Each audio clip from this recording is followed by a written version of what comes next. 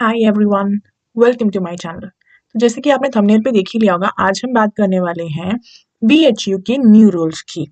BHU ने अपना new information bulletin release किया है, बिल्कुल रिवाइज्ड रूल के साथ फॉर पीएचडी एडमिशन।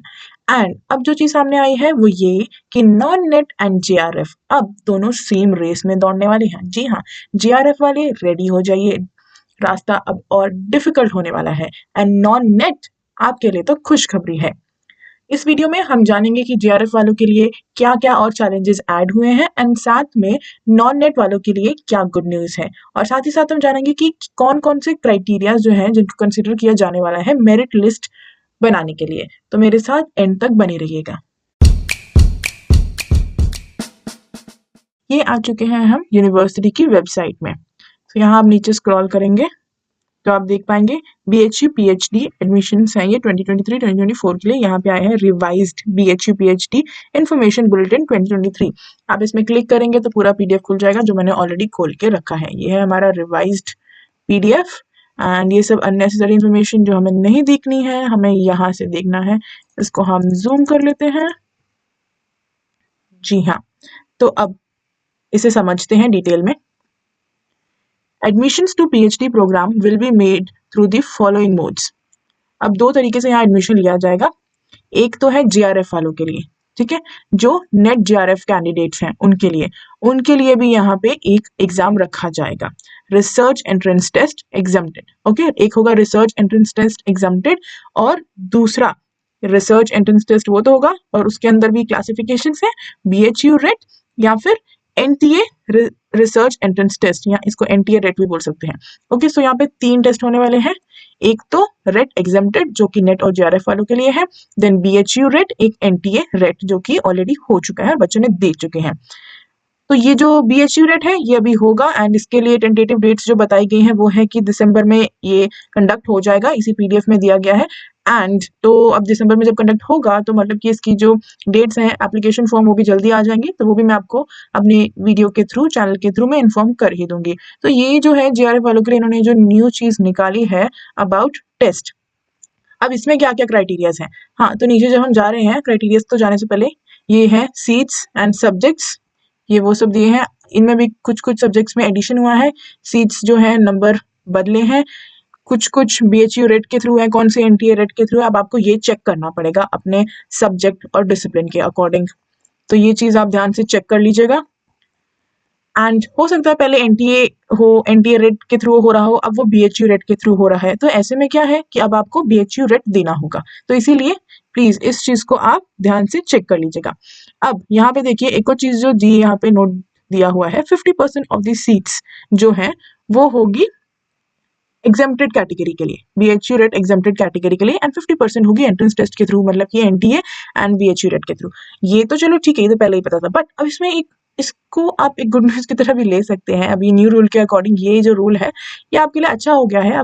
अब कैसे, अब देखिए रेट एग्जाम्प्टेड वाले जो है इनके लिए इन्होंने टेस्ट रखा है एंड एक क्वालिफाइंग मार्क रखा है, क्वालिफाइंग मार्क्स रखा है 40%। अगर वो उस एग्जाम में 40% नहीं ला पाए, and yes of course category वालों के लिए 35%, अगर वो उस एग्जाम में क्वालिफाई नहीं कर पाए तो वो जो 50% की सीट्स हैं वो ऑफ कोर्स अगर पूरी नहीं फिल हुई तो फिर वो जाएंगी नॉन नेट वालों के लिए। ओके, सो यहाँ आपकी चांसेस बढ़ती हैं सीट्स बढ़ने की, ठीक है। तो यहाँ से हम देख समझ सकते हैं कि जितनी सीट्स अभी दी हैं आप उसके 50% तो कैलकुलेट करेंगे ही करेंगे, बट साथ में आप अपने मन में एक अंदाजा भी लगा के रखिए कि वो सीट बढ़ भी सकती हैं अगर जेआरएफ वालों ने वो क्राइटेरिया मीट नहीं किया, तो अगर वो क्वालिफाई नहीं कर पाए एग्जाम तो। एंड यहाँ और डिटेल्स हैं आपके प्रोग्राम्स की, एलिजिबिलिटी की, ये सब प्लीज अच्छे से चेक कर लीजिएगा। हम जल्दी से जाते हैं उन क्राइटेरियाज पे। यस, ये है आपका main structure of PhD admission test. अब यहाँ हम देखते हैं किन बेसिस पे आपकी जो फाइनल लिस्ट है वो तैयार होने वाली है। यहाँ पे 25 मार्क्स मिलेंगे आपकी एकेडमिक परफॉर्मेंस में। ये बहुत ही अच्छी एक गुड न्यूज है, एक बहुत ही अच्छी चीज है कि यहाँ पे एकेडमिक परफॉर्मेंस को कंसिडर किया जा रहा है। जिनके अगर एग्जाम में कम मार्क्स होंगे तो अगर उनका बट एकेडमिक बैकग्राउंड अच्छा है तो उनके लिए गुड न्यूज है, उन्हें वहां से मार्क्स मिल सकते हैं।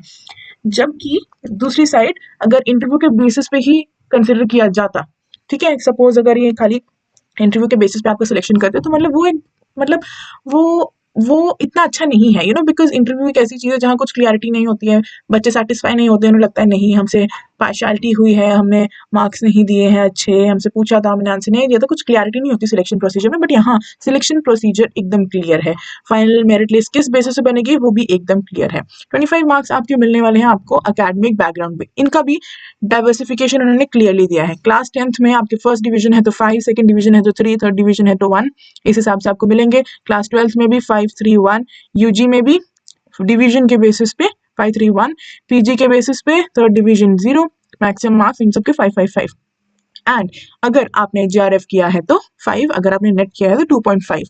आई अंडरस्टैंड जो नॉन नेट है उनको ये वाले मार्क्स नहीं मिलेंगे, थोड़ा सा इस चीज में वो पीछे हो गए, बट आप समझिए अगर एग्जाम्प्टेड वाले जेआरएफ वाले एग्जाम ही क्लियर नहीं कर पाए, उनकी सीट्स कम होती जाएंगे तो ऑफकोर्स कंपटीशन भी कम होता जाएगा। ओके, सो ये था 25 मार्क्स के बारे में। अब बात करते हैं 50 मार्क्स के बारे में। ये 50 मार्क्स कैसे हैं?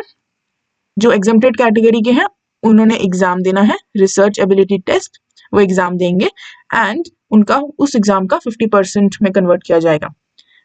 एंड जो दूसरे बच्चे हैं एनटीए रेट जो ऑलरेडी हो चुका है, उनके मार्क्स को 50% में कंसिडर किया जाएगा, एंड ये बीएचयू रेट जो भी होगा उनके मार्क्स को भी, एग्जामिनेशन को भी 50% में कंसिडर किया जाएगा।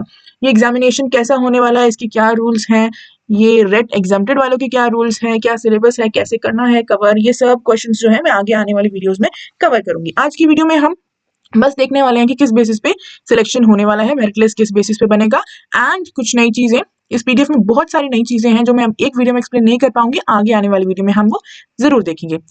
नेक्स्ट 25 मार्क्स है इंटरव्यू के बेसिस पे। ऑलराइट, सो अभी तक के लिए बस इतना ही। आगे आने वाली वीडियो में हम और टेस्ट के बारे में जानेंगे कि सिलेबस क्या है, कैसे प्रिपेयर करना है, and all those details. Will meet in next video. See you, bye bye.